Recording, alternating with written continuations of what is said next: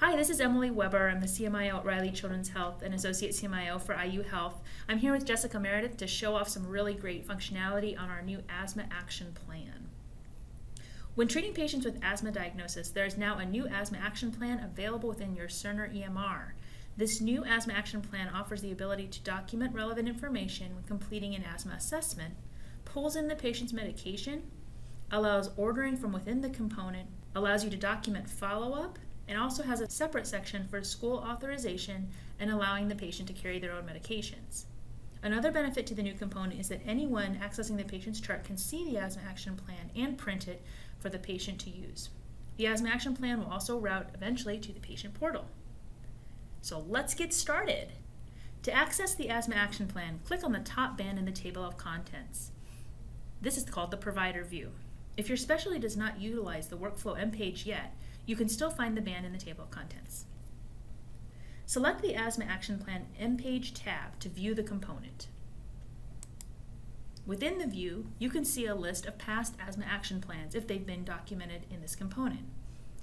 This will not show previous paper asthma action plans. This will only show the new component. To start a new plan, click on the blue plus sign. Once the window opens, select the Asthma Assessment or Triggers Power Form to start documentation. If you are completing an asthma assessment, it's recommended to utilize the Asthma Assessment Power Form. As you can see, this has several fields related to asthma history.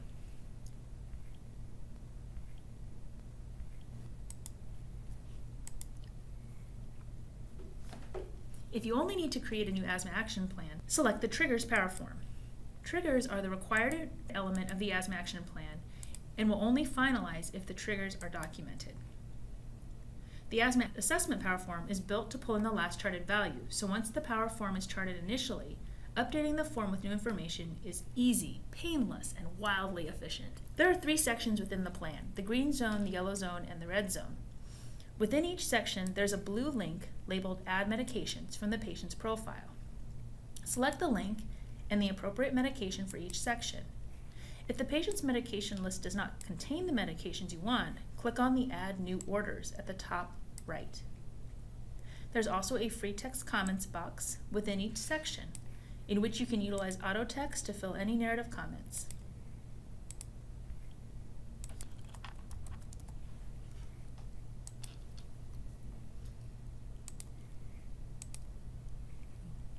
In the yellow zone, there is a required if symptoms persist box with an asterisk noting that this box is required. Auto text is also supported in this box. You can also free text. Once the green, yellow, and red zone documentation is completed, there are options to complete the following as part of the plan: special instructions, follow-up date and time, follow up with a specialist, and include school authorization. You may use auto text within the special instructions field to help with documentation of the narrative element. To document a follow-up date and time, click on the drop-down to select the time frame. If follow-up with a non-primary care provider is selected, you can search in that box for the appropriate specialist.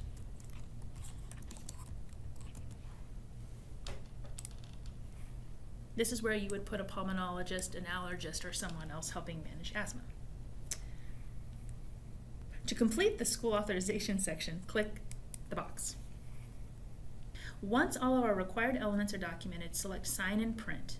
If you want to view the plan prior to signing it, select Print Preview. Once the plan is signed, you can access the document within the Asthma Action Plan component. Completing the Asthma Action Plan on this component also helps meet the asthma registry requirements within Healthy Registries. Thank you for taking the time to watch this video highlighting the new exciting features of the Asthma Action Plan.